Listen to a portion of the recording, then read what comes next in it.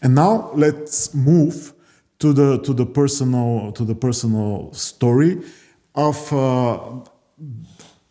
very, very famous in the past Russian athlete by the name Andrey Perlov. Now you see him on the screen as he was race walking on 50 kilometers and becoming Olympic champion in Barcelona in 1982. So right now he's 62 years old and lives with his family in Novosibirsk in Russia. What happened with him? He actually works as an executive director to a football club in this big city in Siberia. And according to some publications describing his case, he was in conflict with a very rich man in Novosibirsk. And this Mr. Taran that you see on the screen right now, they have some argument over hiring a stadium that Mr. Taran was in charge. The football team that was headed by Mr. Perlov was discussing to hire the stadium to play football games there. But they had some disagreement as the effect of the scandal between them. Actually, most probably, as Taran is having serious opportunities to influence the authorities. One morning, more than a year ago, on the 28th of March, Andrey Perlov was arrested and put in prison and investigated for stealing 32,000 US dollars. Actually, the whole story is very strange because it's about money that should have been spent on taking care of a football pitch and if they have been spent or not. And so far, his case is going very slowly. Based on publications in BBC and other media, he was offered to become soldier in Ukraine in the Russian army, and if he will do that, then the whole case will be stopped and he will be free after spending some time as a soldier in Ukraine. Of course, with the risk to get injured or killed while being there, and still he's in good shape probably, but he's 62 years old now.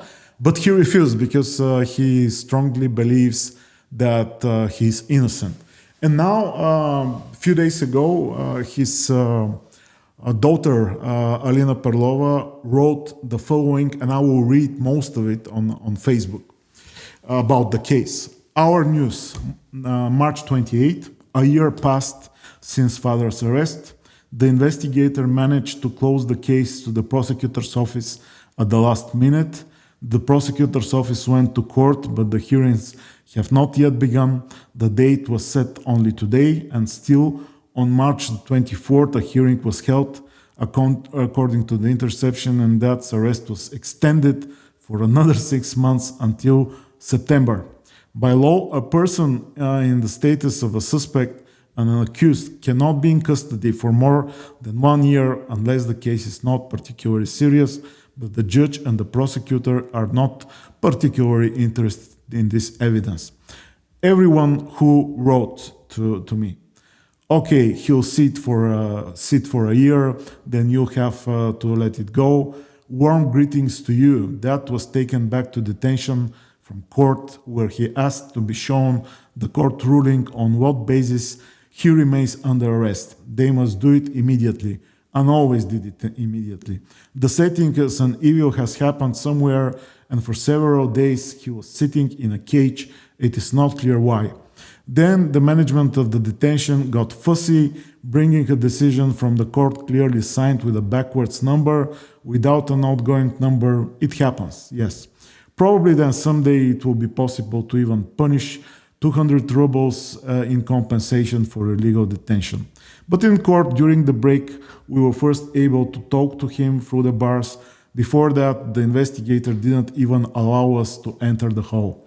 I understand that outside our adventures seem like some kind of gruesome, lightless nightmare. Of course, we still hoped that they would let it go, but that's life and that's not anymore. You can also live like this, despite the pain. Sisyphus smiles as he descends the mountain. Yes, that lost weight, but he still works out 3 times a day. Soon he will be sleeping in planks and splits. About help, if you happen to have time to write a letter to the detention 1, Novosibirsk, Perlov Andrey Borisovich, born 1961, or the Attorney General, we will be very grateful. Or come to court on April the 10th, how the sessions are open, and so everything is normal with us. It can be worse.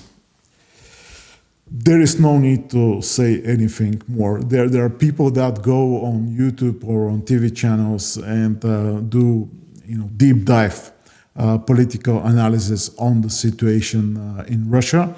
But I think that this story tells it all.